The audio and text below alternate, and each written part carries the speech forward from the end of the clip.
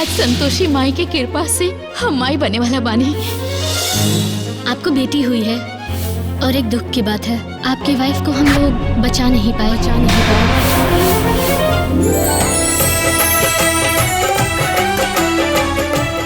रउआ परम भक्त संतोषी कन्या जब पृथ्वी लोक पर पूजा करेले आपके, पूरा पृथ्वी लोक गूंज उठेला नारायण नारायण।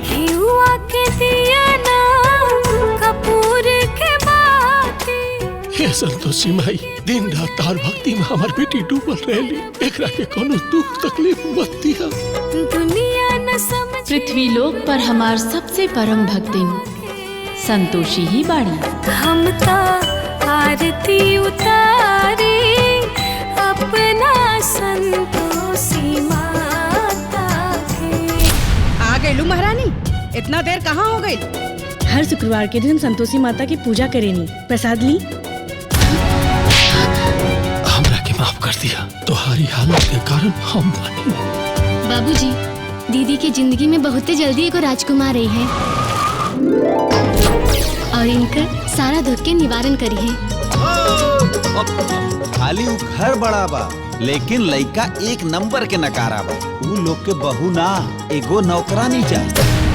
हमार देवर खातिर ई लड़की ना, हमनी के संतोषी पसंद बिया। तो ठीक बा पंडित जी, कल मुही का शादी उहे घर में होई।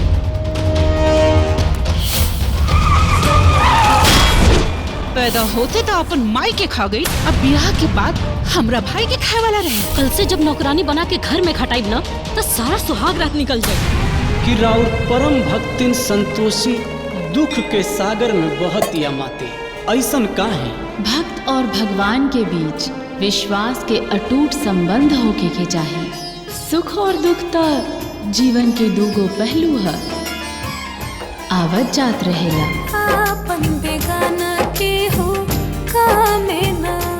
जितना झूठा खाना बाटे ना, सब वो निकम्मा के ले जाके दे। ना रुकी, ये खाना झूठा है। बाचल कुचल परोस के भाभी देले बाड़ी, और ये खाना ना हो जिलत के तमाचा। बस करा संतोषी, और माई समान भाभी के ऊपर तू लांछन लगावा तारू। कैसे के करे तोहरो बरतिया, सुन लो बिनतिया माई हो। संतोषी के जीवन में एगो ऐसन भूचाल आवे वाला बा, जवन ओकर स्थायी जीवन के उथल पुथल कर दी। ए दीपक, बाहर निकल।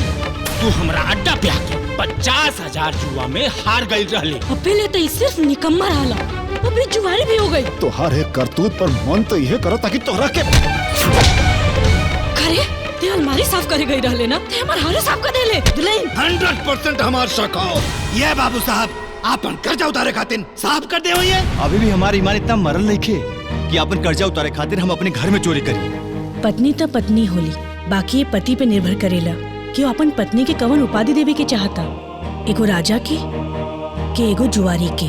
अभी घर में हम तबे आइब जब हमारे पास पैसा हो जाए। दीपक रुक जा।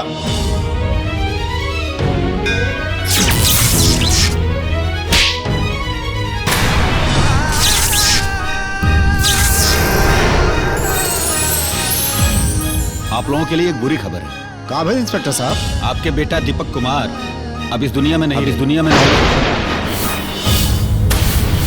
जय जय जय संतोषी माँ, जय जय जय संतोषी माँ, जय जय जय संतोषी माँ।